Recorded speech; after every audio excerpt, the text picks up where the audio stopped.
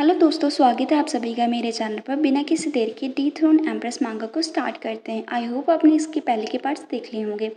हमने last chapter में देखा था जो एडला और काल की बहस हो जाती है इस बात पे कि लियोन को उसका एड सेलेक्ट करना है या फिर नहीं। तो एडला तो साफ बोल देती है कि लियोन काफ़ी अच्छा इंसान है, अभी वो फिट बैठता है मेरे एड के रूप में। और वो साफ साफ उसे मना कर देती है कि वो तो सिलेक्ट करेगी ही उसे, जिसकी वजह से काल गुस्सा हो जाता है और वो डायना के पास जाता है और डायना के पास भी उसे कुछ ज़्यादा अच्छा नहीं लगता।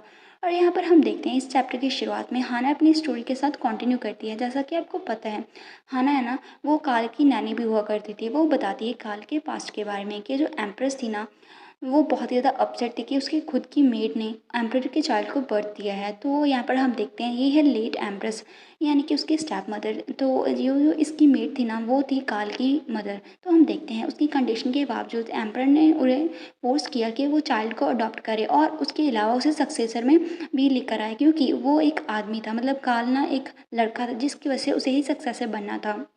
तो हम देखते हैं वो लड़का जो अपनी बर्थ मदर से सेपरेट किया गया था, वो हमेशा से ही जो लेट एम्प्रेस थी ना, उसे समझता था अपनी मदर। और यहाँ पर हमें ये भी पता चलता है कि एम्प्रेस के मतलब जो पुराने एम्प्रेस थे उसका जो इंटेंशन था वो क्या हो ये क्या नहीं हो, लेकिन वो चाइल्ड था ना, वो अच्छे से ग्रो अप हुआ था एम्प्रेस की पैलेस में। और यहाँ पर हमें आगे भी पता चलता है उसकी जो बर्थ मदर थी ना, उसके बारे में उसे पता ही नहीं था। उसे पता बाद में, बहुत ही बाद में चला, जब वो 7 ईयर्स का था, कि उसकी जो मदर, जिसे वो हमेशा से अपनी बर्थ मदर समझता है, वो असल में उसकी स्टेप मदर थी। और उसे बाद में पता चला कि उसकी जो बर्थ मदर थी वो कोई और थी। जब तक जो उसकी मदर थी ना, वो मतलब काफ़ी ज़्यादा पेन में होती है, काफ़ी ज़्यादा मतलब पागलों जैसा बिहेव करती है। हम देखते हैं जब वो अपनी बर्थ मदर से मिलता है तो वो बेड पे होती है। यहाँ पर हमें पता चलता है काल की जो कंडीशन थी वो बहुत ही ज़्यादा बुरी थी और वो काफ़ी ज़्यादा उसकी फाउंडेशन यहाँ पर ब्रेक हो जाती है। और हम आगे देखते हैं हाना अपनी स्टोरी के साथ कंटिन्यू करती है और बताने लगती है। तो यहाँ एडला वो ये सोच के ना उसे बोलती है कि अच्छा, तो अभी मुझे समझ में आया एम्पर मेरी तरफ इतना ज़्यादा हॉस्टल बिहेव क्यों करता था, क्योंकि जब से हम मिले थे वो मेरे रूप में जो लेट एम्प्रेस थी उसे देखता था। और यहाँ पर भी वो सोचती है कि मैंने कभी इमेजिन नहीं किया था कि उसकी जो अनरिजॉल्व रिसेंटमेंट थी एम्प्रेस की पोजीशन की तरफ वो इस तरह से होगी। और आगे जो हाना है वो बोलती है ये ज़रूर अनकॉन्शियसली हुआ होगा और ये हीट ऑफ द मोमेंट से हुआ होगा, वो ज़रूर से ऐसा नहीं करना हो चाहते होंगे। उसकी जो रैशनल जजमेंट है वो ऐसी नहीं थी।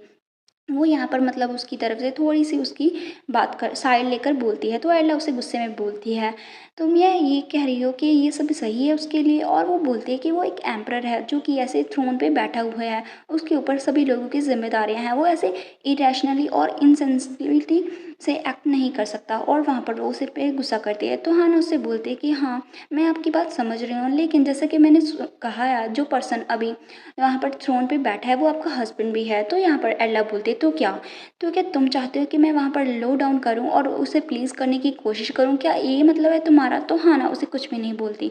तो यहाँ पर एल्ला उसे बोलती है कि जब फर्स्ट डे में मैं इस एम्पायर में आई थी तो तुम्हें पता है डायना पॉटर मेरे पास आई थी और उसने कहा था कि वो मुझे कुछ बताना चाहती है एम्परर के बारे में। और हमें पता ही है, जब वो पहली बार मिले थे तो डायना उसे बोलती है कि मैं यहाँ पर तुम्हें हिज मेजेस्टी के प्रेफरेंस के बारे में बताने आई हूँ।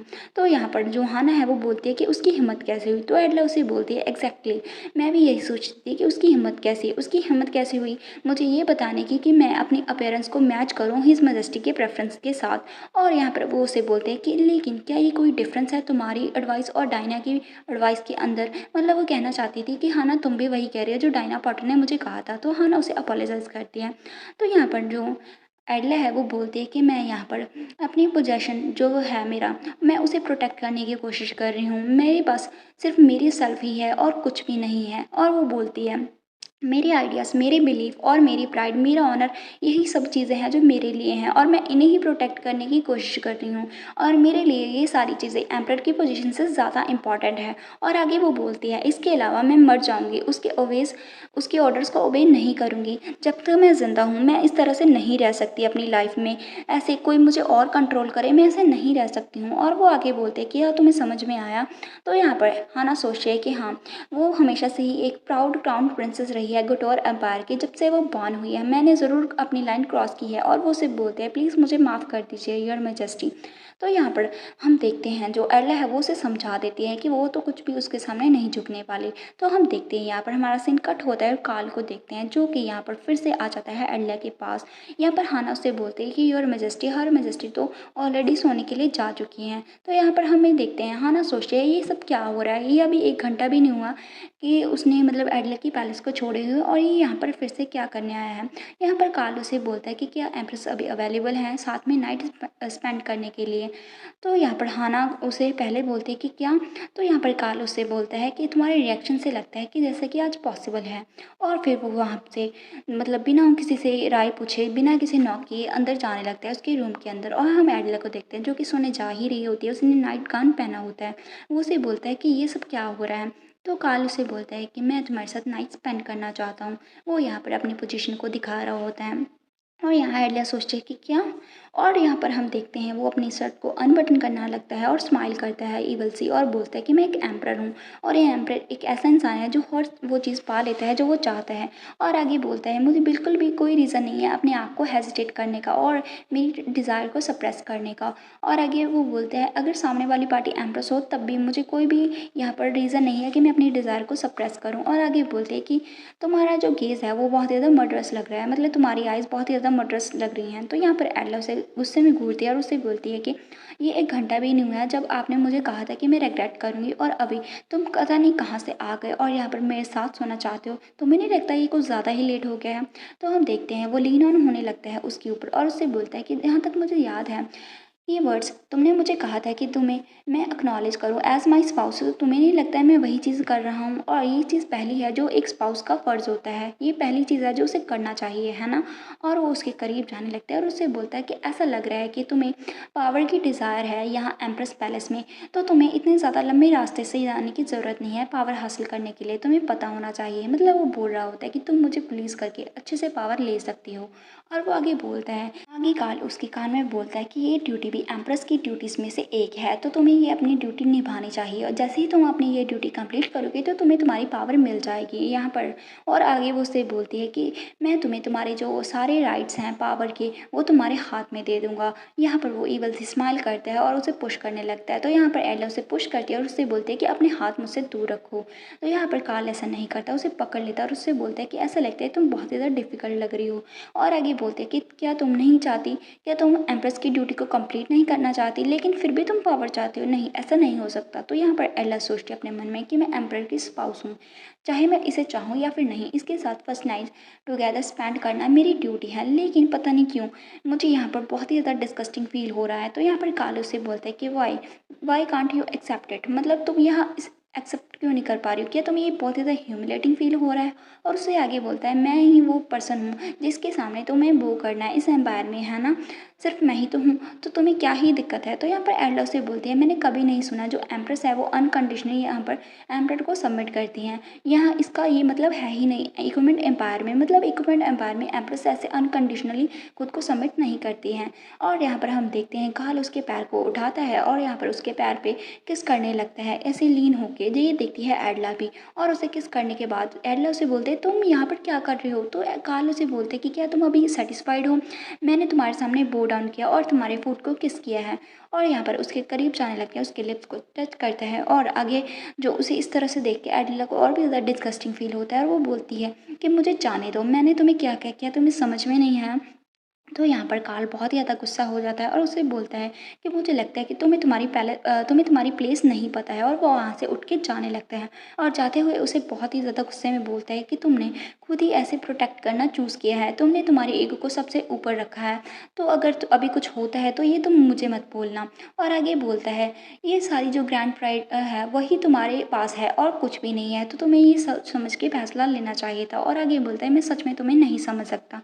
और वहाँ पर वो उसे गुस्से में देखता है और उसे बोलता है कि अभी के अभी मेरे सामने बो करो और मेरे सामने नील डाउन हो।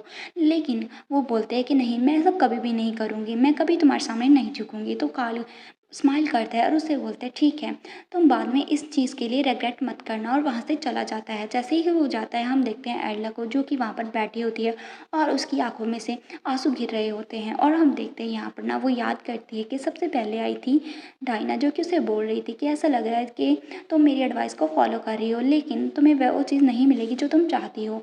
क्या तुम यहाँ से भागने वाले हो? ये पहले भी उसने बात सुन चुकी है। और आगे उसे याद आता है कि कार्ल जो कि उसे बोलता है कि तुम्हें ज़्यादा ग्रीडी होने की ज़रूरत नहीं है, तुम्हें सिंपली यहाँ पर एग्जिस्ट करना है एक वास की तरह।